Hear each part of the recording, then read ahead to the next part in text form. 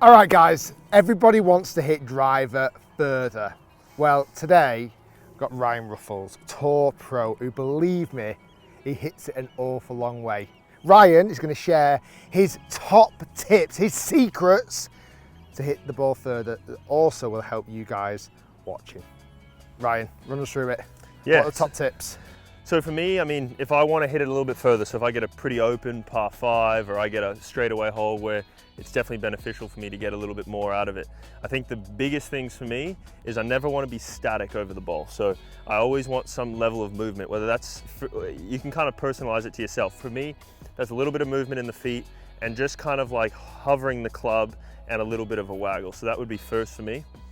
From there, I think as big of a turn as you can possibly make. I think the turn creates a bit of connection in the body, even though it feels a bit scary to turn as much as you do. But it also gives you time to be able to load into the ground, time to be able to really uncoil as much as you can, because you're going to coil up so much. I think from the top, what I try and think, so the ball doesn't absolutely go everywhere while I do it, is I definitely want to feel some level of connection, this left arm to my chest. I want to feel like that's connected, so then as I kind of push hard and I open as hard as I can, the arm isn't getting off my body and I kind of lose the face a little bit. From there, kind of feeling that left arm on me, I just want to jump and turn. I want to feel like if you were trying to jump off the ground and jump as high as you can, that's almost the feeling. And sometimes I do, that foot might spin out, kind of I lose that connection in the ground a little bit because I've pushed so hard off the ground. So those are kind of my biggest things to be able to hit the ball as far as possible. So kind of to summarize, bit of static, no static movement whatsoever. You always want a continuous movement. You want to turn as much as you can, stay nice and connected, and then push and rotate off the ground as hard as you can. Just before you hit this one, right, I love that advice. I just want to ask a couple of questions. You know, on the movement at setup, is that also to try and kind of stay a little bit more relaxed and fluid? Tension stops any sort of speed. So I think as someone who wants to hit it hard, it's very easy to kind of set up really static. Your grip pressure gets really tight. Your kind of forearms start to get tight. You might even push the club into the ground a little bit, and that's all going to slow you down. So I even think if you're trying to hit it hard, like even just hovering the club keeps it nice, like you're nice and soft, which is where you're going to create most of that speed. I love that. I think I'll say, how many times you see go to a driving range and you see someone like really going for it, and yeah, then like and they look tense and they're like club. They're like that. So I love that movement, that kind of extra rotation and that left arm staying connected to the body, and that kind of power from the ground upwards. You see all the best players, including yourself when we've been playing today, like forcing the ground upwards.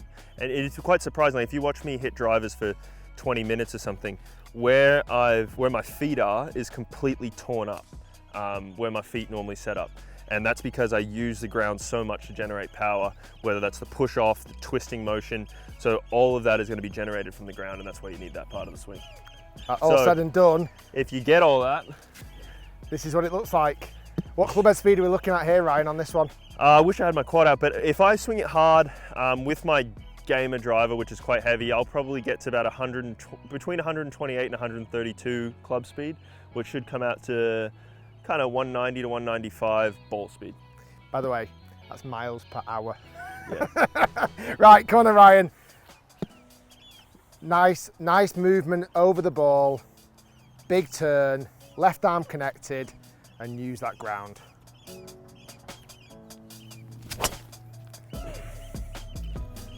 Wow! Whoa.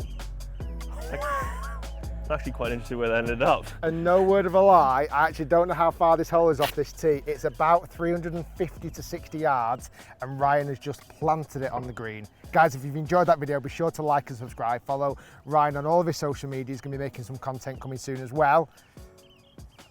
And if you just do it like that, it's that easy. Ryan, that was awesome. Enjoyed it. Absolutely awesome.